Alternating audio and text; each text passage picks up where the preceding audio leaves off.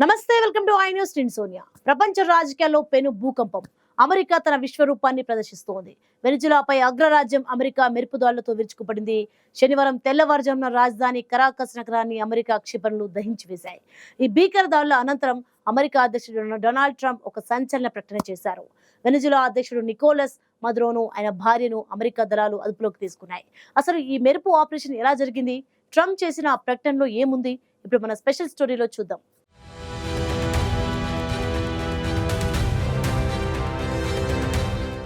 దక్షిణ అమెరికా గడ్డపై యుద్ధ మేఘాలు కమ్ముకున్నాయి. అమెరికా తన ప్రత్యర్థిని మట్టి కరిపించేందుకు సైనిక చర్యకు దిగింది. శనివారం తెల్లవారుజామున అందరూ గాఢ నిద్రలో ఉన్న సమయంలో అమెరికా యుద్ధ విమానాలు వెనిజులా రాజధాని కరాకస్ పై విరుచుకుపడ్డాయి. బాంబుల వర్షంతో కరాకస్ నగరం దద్దరిల్లిపోయింది. వరుస పేలుళ్లతో ఆ ప్రాంతం నిప్పుల కొలిమిలా మారింది. అమెరికా క్షిపణులు వ్యూహాత్మక ప్రాంతాలను లక్ష్యంగా చేసుకుని ఈ విధ్వంసాన్ని సృష్టించాయి.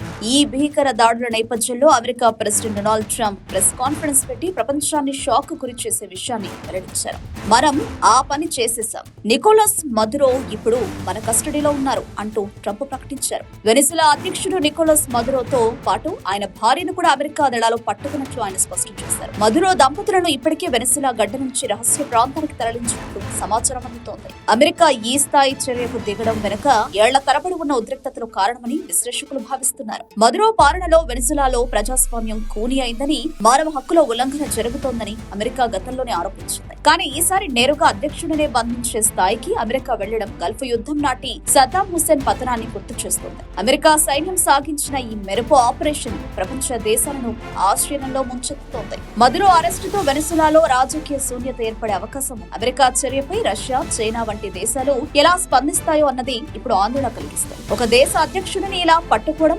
అంతర్జాతీయ చట్టాలకు విరుద్ధమని కొందరంటుంటే, అగ్రరాజ్యం మాత్రం తన నిర్ణయాన్ని సమర్థించుకుంటోంది. మొత్తానికి అమెరికా వెనిజులా పోరు ఇప్పుడు పతాక స్థాయికి చేరింది. రాబోయే గంటల్లో వెనిజులాలో ఇంకెన్ని పెనుమార్పులు చోటు చేసుకుంటాయో వేచి చూడాలి.